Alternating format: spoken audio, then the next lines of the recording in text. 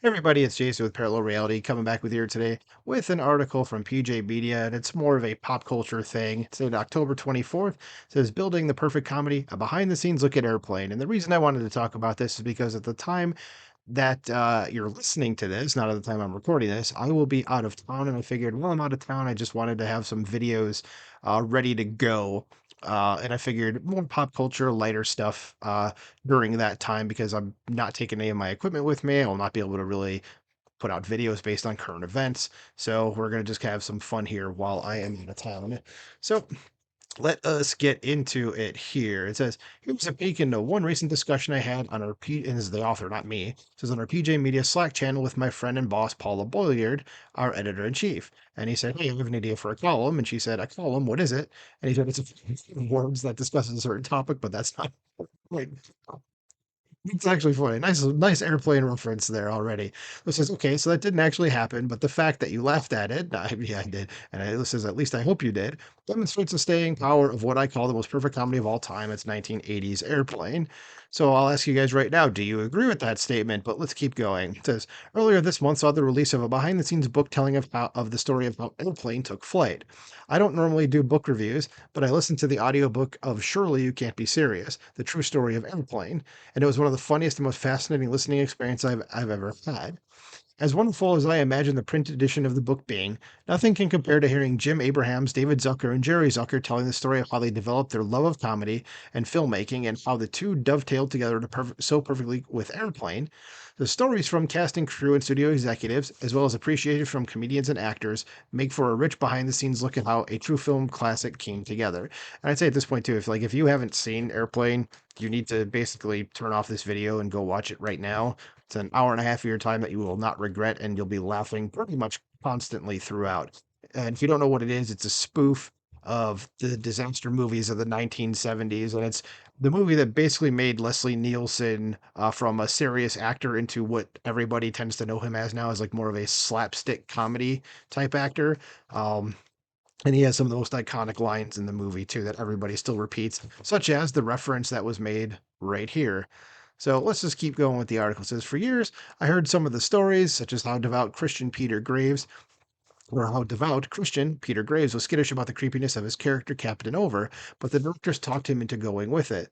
Surely You Can't Be Serious is loaded with fascinating and hilarious stories of how Abrahams and the Zuckers cast dramatic actors like Graves, Leslie Nielsen, Robert Stack, and Lloyd Bridges in these roles. Yeah, so that is a, well, pun intended here, a stacked cast right there just from those guys. And besides, well, I'd say all of them are supporting players in the movie too. None of them are the stars.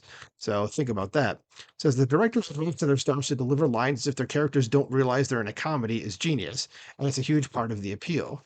The list of actors that studios or producers wanted to cast but who didn't make it into the movie is fascinating.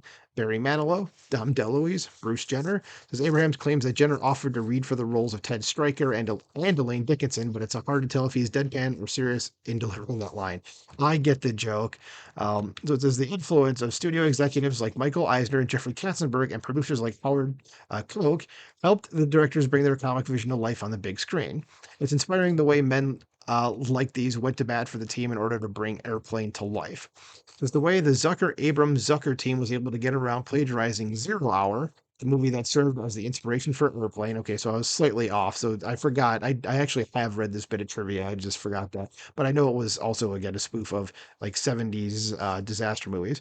So it said, let's see here, let's go back to where I was saying the way that the Zaz team is what they're referred to was able to get around plagiarizing Zero Hour, the movie that served as the inspiration for Airplane, was genius.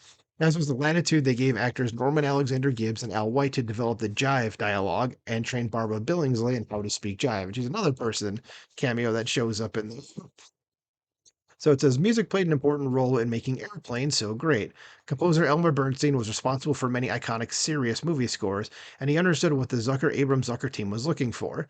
His score helps give Airplane the drama and tension that makes it so effective as a comedy and as good storytelling.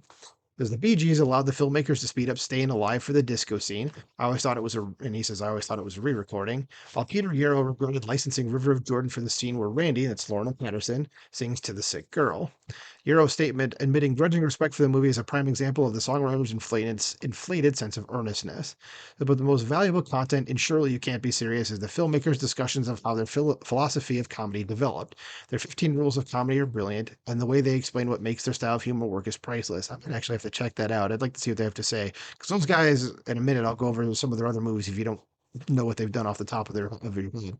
As a Surely You Can't Be Serious is perfect for anybody who's a fan of comedy, anybody who loves behind the scenes accounts, and naturally, anybody who enjoys watching Airplane over and over again. You don't even have to speak jive to understand it.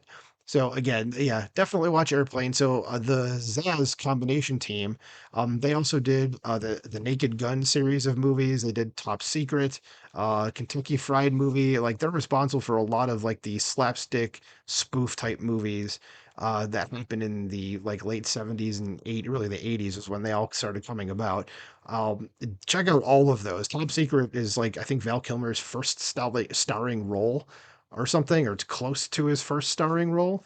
Um, and it's just hilarious. It's very underrated. People tend to not talk about that. Of course, in their talk about it in terms of their filmography, but go if you haven't seen the Naked Gun movies, especially the first one. The first one's an all-time comedy classic. The other two are pretty funny as well. They're just not the first one. Um, and again, you want to see like the genius that is Leslie Nielsen at work. Those are the movies for you. So definitely check that out. What do you think about this? What do you think about Airplane? What about the other Abrams Zucker movies? Let me know what you think in the comments below. Like, share, subscribe, and I'll talk to you soon. Bye.